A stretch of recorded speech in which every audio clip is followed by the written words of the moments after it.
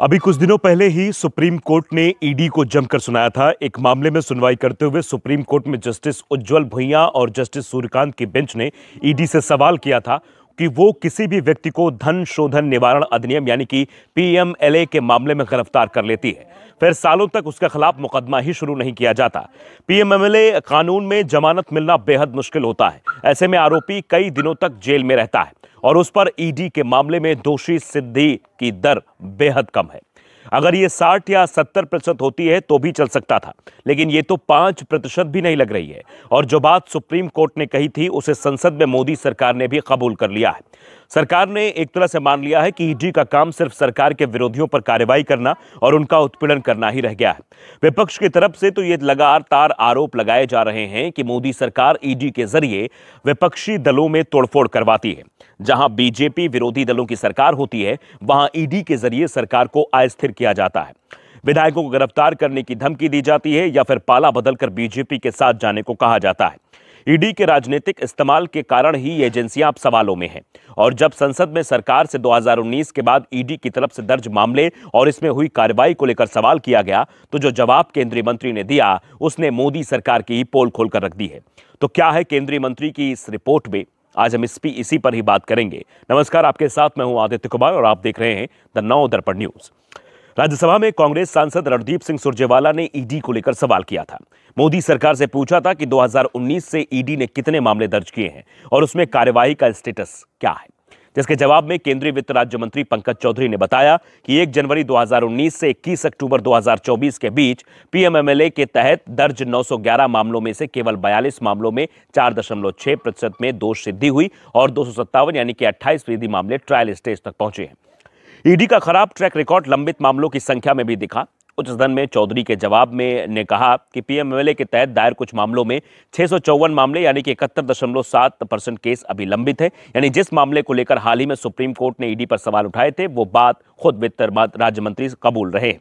एक बात बता दें कि ईडी वित्त मंत्रालय के अधीन ही काम करती है। ऐसे में जब वित्त मंत्री निर्मला सीतारमण सदन में मौजूद नहीं थी तो उनकी जगह वित्त राज्य मंत्री ने जवाब दिया। पंकज चौधरी के जवाब से साफ हो गया कि जो दावे अभी तक विपक्षी दल करते आ रहे हैं उस पर उन्होंने भी मुहर लगा दी है। दरअसल विपक्ष की तरफ से मोदी सरकार पर यह आरोप लगाए जाते रहे हैं कि ईडी के जरिए वो विपक्षी सांसदों को चुप कराने की कोशिश करती है, यानी ईडी और पीएमएलए का दुरुपयोग किया जा रहा है। 2022 में आई एक रिपोर्ट में बताया गया था कि 2014 के बाद से राजनेताओं के खिलाफ ईडी के मामलों में 4 गुना वृद्धि हुई है और इनमें से 95% मामले विपक्षी नेताओं के खिलाफ थे।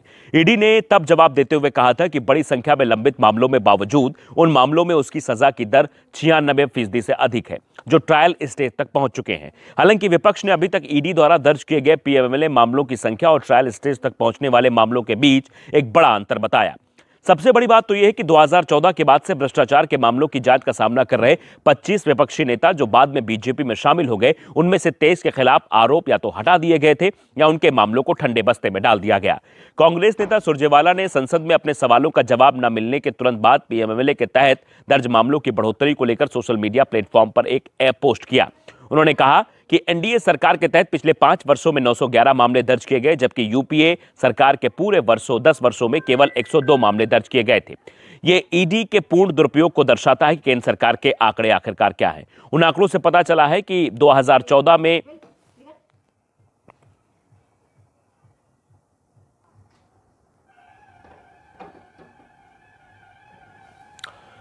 उन्होंने कहा कि एनडीए सरकार के तहत पिछले 5 वर्षों में 911 मामले दर्ज किए गए, जबकि यूपीए सरकार के पूरे 10 वर्षों में केवल 102 मामले दर्ज किए गए थे।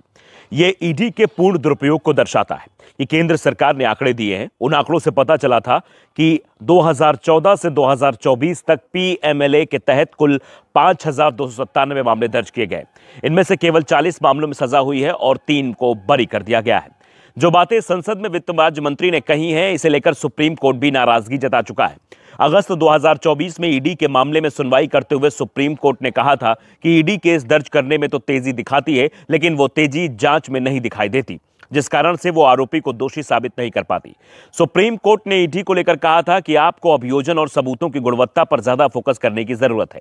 ऐसे में जो भी मामले जहां आपको लगता है कि ईडी की जांच का मामला बनता है, उनमें आपको अदालत में ही यह साबित करने की जरूरत है। सुप्रीम कोर्ट ने ईडी से कुछ गवाहों के बयानों और हलफनामों को मौखिक सबूत बनाने के लिए भी मांग की है और कहा है कि ऐसे मौखिक सबूत भगवान भरोसे होते हैं। कल को गवाह अपने बयान पर कायम रहेगा या मुकर जाएगा, ऐसे में आपको पहले साइंटिफिक जांच करनी चाहिए। दरअसल आज विषय जो है वो विपक्ष का हर बड़ा नेता ईडी के रडार पर है, तो कई नेताओं के खिलाफ ईडी के मुकदमे भी चल रहे हैं। दिल्ली, जहां अगले महीने चुनाव का ऐलान हो जाएगा, वहां पूरी की पूरी आम आदमी पार्टी की ईडी के रडार पर बनी हुई है। आम आदमी पार्टी की टॉप लीडरशिप तो इस समय जमानत पर है। ईडी और सीबीआई के कई मुकदमे आप नेताओं पर चल रहे हैं, जिसमें पूर्व और आप संयोजक अरविंद केजरीवाल, दिल्ली के पूर्व डिप्टी सीएम मनीष सिसोदिया, पूर्व मंत्री सत्येंद्र जैन, सांसद संजय सिंह सहित और भी कई नेता शामिल हैं जो इस समय जमानत पर हैं और दूसरे नेता भी ईडी की रडार पर हैं। अब जब दिल्ली में चुनाव होने हैं तो ऐसे में ईडी की सक्रियता भी दिल्ली में बढ़ती दिखाई दे रही है। वैसे भी मोदी सरकार के केंद्र में आने के बाद यह बात विपक्ष के नेता ही कहने लगे हैं कि चुनाव आयोग किस राज्य में चुनाव कराने वाला है, यह बात ईडी पहले ही बता देती है, क्योंकि उस राज्य में ईडी की सक्रियता बढ़ जाती है और विपक्ष के नेताओं और विपक्ष को चंदा देने वाले उद्योगपतियों पर ईडी की छापेमारी भी शुरू हो जाती है। ईडी के बढ़ते इसी दुरुपयोग के चलते उस पर सवाल बने हुए हैं। सवाल किया जा रहा है कि जिस तरह से मोदी सरकार में केंद्रीय जांच एजेंसियों का दुरुपयोग किया जा रहा है, क्या वो लोकतांत्रिक देश के लिए सही है? क्योंकि बीजेपी सरकार के खिलाफ जिन राज्यों में विरोधी दल की सरकार है, वो भी अपने राज्य में विरोधियों को परेशान करने के लिए अपनी जांच एजेंसियों और पुलिस का इस्तेमाल कर सकती है। पश्चिम बंगाल की सीएम ममता बनर्जी ने तो ये करके दिखा भी दिया है। सवाल यहीं पर अटका हुआ कि आखिरकार इस तरीके के मामले जब होते हैं तो उस पर एक्शन क्यों नहीं लिया जाता। अब ईडी के बारे में यह खड़ा हुआ सवाल हर विपक्ष का नेता इसको जोर शोर से उठाएगा कि ईडी की सक्रियता सिर्फ वहीं होती है जहां चुनाव होने वाले होते हैं। ईडी की सक्रियता सिर्फ वहीं होती है जहां विपक्ष के नेता रहते हैं। ईडी की सक्रियता कभी सत्ता पक्ष के नेताओं पर क्यों नहीं होती है और ईडी की सक्रियता उस पर कम क्यों हो जाती है जो बीजेपी का दामन थाम लेता है। और सबसे बड़ा एग्जाम्पल इसे अजीत पवार को लेकर भी महाराष्ट्र में देखा जा रहा है। और भी कई अन्य राज्यों में नेता हैं जिन पर ईडी की रडार थी, लेकिन जैसे उन्होंने भारतीय जनता पार्टी का रुख किया, ईडी का जो सिग्नल था वो उनके यहां से टूटने लगा और जांच वैसे ही ठंडे बस्ते में चली गई। तो सवाल अब विपक्ष के नेता पूछ रहे हैं, इन सवालों का जवाब क्या मिल पाएगा और क्या ईडी चुनाव के बाद ही सक्रिय होगी, चुनाव के पहले सक्रिय नहीं होगी? इस पर भी जवाब मिल जाएगा।